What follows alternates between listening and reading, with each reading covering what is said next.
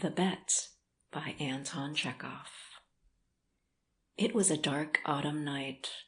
The old banker was walking up and down his study and remembering how, 15 years before, he had given a party one autumn evening. There had been many clever men there, and there had been interesting conversations. Among other things, they had talked of capital punishment. The majority of the guests, among whom were many journalists and intellectual men, disapproved of the death penalty. They considered that form of punishment out of date, immoral, and unsuitable for Christian states. In the opinion of some of them, the death penalty ought to be replaced elsewhere by imprisonment for life. "I don't agree with you," said their host, the banker. "I have not tried either the death penalty or imprisonment for life, but if one may judge a priori, the death penalty is more moral and more humane than imprisonment for life. Capital punishment kills a man at once, but lifelong imprisonment kills him slowly. Which executioner is the more humane, he who kills you in a few minutes, or he who drags the life out of you in the course of many years?" "Both are equally immoral," observed one of the guests, "for they both have the same object, to take away life. The state is not God. It has not the right to take away what it cannot restore when it wants to." Among the guests was a young lawyer, a young man of 25. When he was asked his opinion, he said, "The death sentence and the life sentence are equally immoral, but if I had to choose between the death penalty and imprisonment for life, I would certainly choose the second. To live anyhow is better than not at all." A lively discussion arose. The banker, who was younger and more nervous in those days, was suddenly carried away by excitement. He struck the table with his fist and shouted at the young man, "It's not true! I'll bet you 2 million you wouldn't stay in solitary confinement for 5 years. "If you mean that in earnest," said the young man, "I'll take the bet, but I would stay not 5, but 15 years. 15? Done!" cried the banker. "Gentlemen, I stake 2 million. "Agreed. You stake your millions, and I stake my freedom," said the young man. And this wild, senseless bet was carried out. The banker, spoiled and frivolous with millions beyond his reckoning, was delighted at the bet. At supper he made fun of the young man and said, "Think better of it, young man, while there is still time. To me, 2 million is a trifle, but you are losing 3 or 4 of the best years of your life. I say 3 or 4 because you won't stay longer. Don't forget either, you unhappy man, that voluntary confinement is a great deal harder to bear than compulsory. The thought that you have the right to step out in liberty at any moment will poison your whole existence in prison. I'm sorry for you." And now the banker, walking to and fro, remembered all this and asked himself, what was the object of that bet? What is the good of that man's losing 15 years of his life and my throwing away 2 million? Can it prove that the death penalty is better or worse than imprisonment for life? No. It was all nonsensical and meaningless. On my part, it was the caprice of a pampered man, and on his part, simple greed for money. Then he remembered what followed that evening. It was decided that the young man should spend the years of his captivity under the strictest supervision in one of the lodges in the banker's garden. It was agreed that for 15 years he should not be free to cross the threshold of the lodge, to see human beings, to hear the human voice, or to receive letters and newspapers. He was allowed to have a musical instrument and books, and was allowed to write letters, to drink wine, and to smoke. By the terms of the agreement, the only relations he could have with the outer world were by a little window made purposely for that object. He might have anything he wanted, books, music, wine, and so on, in any quantity he desired by writing an order, but could receive them only through the window. The agreement provided for every detail and every trifle that would make his imprisonment strictly solitary, and bound the young man to stay there exactly 15 years, beginning from 12 o'clock of November 14, 1870, and ending at 12 o'clock of November 14, 1885. The slightest attempt on his part to break the conditions, if only 2 minutes before the end, released the banker from the obligation to pay him $2 million. For the first year of his confinement, as far as one could judge from his brief notes, the prisoner suffered severely from loneliness and depression. The sounds of the piano could be heard continually day and night from his lodge. He refused wine and tobacco. Wine, he wrote, excites the desires, and desires are the worst foes of the prisoner. And besides, nothing could be more dreary than drinking good wine and seeing no one. And tobacco spoiled the air of his room. In the first year, the books he sent for were principally of a light character, novels with a complicated love plot, sensational and fantastic stories, and so on. In the second year, the piano was silent in the lodge, and the prisoner asked only for the classics. In the fifth year, music was audible again, and the prisoner asked for wine. Those who watched him through the window said that all that year he spent doing nothing but eating and drinking and lying on his bed, frequently yawning and talking angrily to himself. He did not read books. Sometimes at night he would sit down to write. He would spend hours writing and in the morning tear up all that he had written. More than once he could be heard crying. In the second half of the sixth year, the prisoner began zealously studying languages, philosophy, and history. He threw himself eagerly into these studies, so much so that the banker had enough to do to get him the books he ordered. In the course of 4 years, some 600 volumes were procured at his request. It was during this period that the banker received the following letter from his prisoner.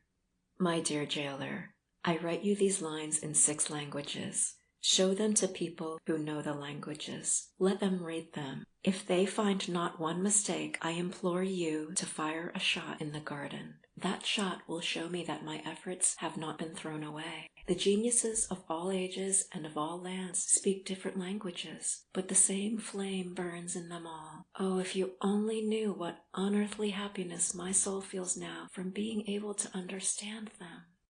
The prisoner's desire was fulfilled. The banker ordered 2 shots to be fired in the garden. Then, after the 10th year, the prisoner sat immovably at the table and read nothing but the Gospels.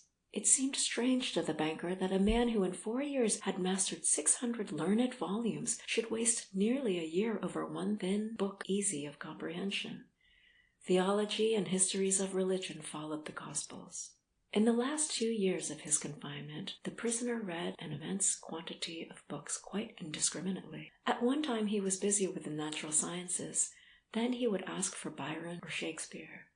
There were notes in which he demanded at the same time books on chemistry and a manual of medicine and a novel, and some treatise on philosophy or theology. His reading suggested a man swimming in the sea among the wreckage of his ship and trying to save his life by grittily clutching first at one spar and then at another. The old banker remembered all this and thought, tomorrow at 12 o'clock he will regain his freedom. By our arrangement I ought to pay him $2 million. If I do pay him, it is all over with me.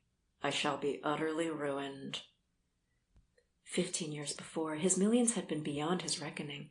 Now he was afraid to ask himself which were greater, his debts or his assets.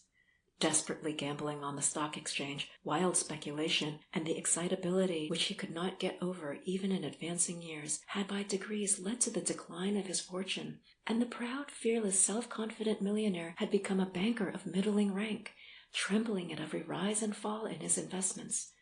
"Cursed bet!" muttered the old man, clutching his head in despair. "Why didn't the man die?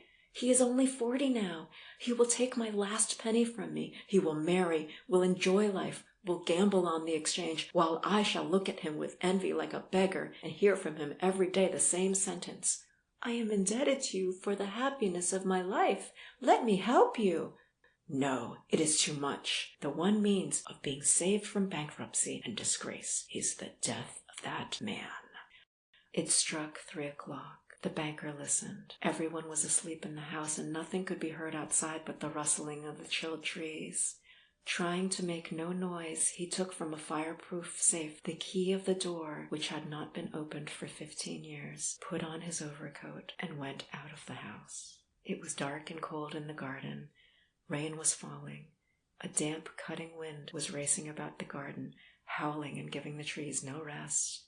The banker strained his eyes, but could see neither the earth nor the white statues, nor the lodge, nor the trees. Going to the spot where the lodge stood, he twice called the watchman. No answer followed. Evidently the watchman had sought shelter from the weather and was now asleep somewhere either in the kitchen or in the greenhouse. If I had the pluck to carry out my intention, thought the old man, suspicion would fall first upon the watchman. He felt in the darkness for the steps and the door and went into the entry of the lodge. Then he groped his way into a little passage and lighted a match. There was not a soul there. There was a bedstead with no bedding on it, and in the corner there was a dark cast-iron stove. The seals on the door leading to the prisoners' rooms were intact. When the match went out, the old man, trembling with emotion, peeped through the little window. A candle was burning dimly in the prisoner's room. He was sitting at the table. Nothing could be seen but his back, the hair on his head, and his hands. Open books were lying on the table, on the 2 easy chairs, and on the carpet near the table. 5 minutes passed and the prisoner did not once stir. 15 years' imprisonment had taught him to sit still. The banker tapped at the window with his finger, but the prisoner made no movement whatever in response. Then the banker cautiously broke the seals off the door and put the key in the keyhole. The rusty lock gave a grating sound, and the door creaked. The banker expected to hear at once footsteps and a cry of astonishment, but 3 minutes passed, and it was as quiet as ever in the room. He made up his mind to go in. At the table a man unlike ordinary people was sitting motionless. He was a skeleton with the skin drawn tight over his bones, with long curls like a woman's, and a shaggy beard. His face was yellow with an earthly tint in it. His cheeks were hollow, his back long and narrow, and the hand on which his shaggy head was propped was so thin and delicate that it was dreadful to look at. His hair was already streaked with silver, and seeing his emaciated, aged-looking face, no one would have believed that he was only 40. He was asleep. In front of his bowed head there lay on the table a sheet of paper, on which there was something written in fine handwriting. "Poor creature," thought the banker. "He is asleep and most likely dreaming of the millions. And I have only to take this half-dead man, throw him on the bed, stifle him a little with the pillow, and the most conscientious expert would find no sign of a violent death. But let us first read what he has written here." The banker took the page from the table and read as follows. "Tomorrow at 12 o'clock I regain my freedom and the right to associate with other men. But before I leave this room and see the sunshine, I think it necessary to say a few words to you. With a clear conscience I tell you, as before God who beholds me, that I despise freedom and life and health and all that in your books is called the good things of the world. For 15 years I have been intently studying earthly life. It is true I have not seen the earth or men, but in your books I have drunk fragrant wine, I have sung songs, I have hunted stags and wild boars in the forests, I have loved women, beauties as ethereal as clouds, created by the magic of your poets and geniuses, have visited me at night and have whispered in my ears wonderful tales that have set my brain in a whirl. In your books I have climbed to the peaks of Elburz and Mont Blanc, and from there I have seen the sun rise, and I have watched it at evening flood the sky, the ocean, and the mountain tops with gold and crimson. I have watched from there the lightning flashing over my head and cleaving the storm clouds. I have seen green forests, fields, rivers, lakes, towns. I have heard the singing of the sirens and the strains of the shepherds' pipes. I have touched the wings of comely devils who flew down to converse with me of God. In your books I have flung myself into the bottomless pit, performed miracles, slain, burned towns, preached new religions, conquered whole kingdoms. Your books have given me wisdom. All that the unresting thought of man has created in the ages is compressed into a small compass in my brain. I know that I am wiser than all of you, and I despise your books. I despise wisdom and the blessings of this world. It is all worthless, fleeting, illusory, and deceptive, like a mirage. You may be proud, wise, and fine. but death will wipe you off the face of the earth as though you were no more than mice burrowing under the floor, and your posterity, your history, your immortal geniuses will burn or freeze together with the earthly globe. You have lost your reason and taken the wrong path. You have taken lies for truth and hideousness for beauty. You would marvel if, owing to strange events of some sort, frogs and lizards suddenly grew on apple and orange trees instead of fruit, or if roses began to smell like a sweating horse. So I marvel at you who exchange heaven for earth. I don't want to understand you. To prove to you in action how I despise all that you live by, I renounce the 2 million of which I once dreamed as of paradise, and which I now despise. To deprive myself of the right to the money, I shall go out from here 5 minutes before the time fixed, and so break the compact. When the banker had read this, he laid the page on the table, kissed the strange man on the head, and went out of the lodge weeping. At no other time, even when he had lost heavily on the stock exchange, had he felt so great a contempt for himself. When he got home, he lay on his bed, but his tears and emotion kept him for hours from sleeping.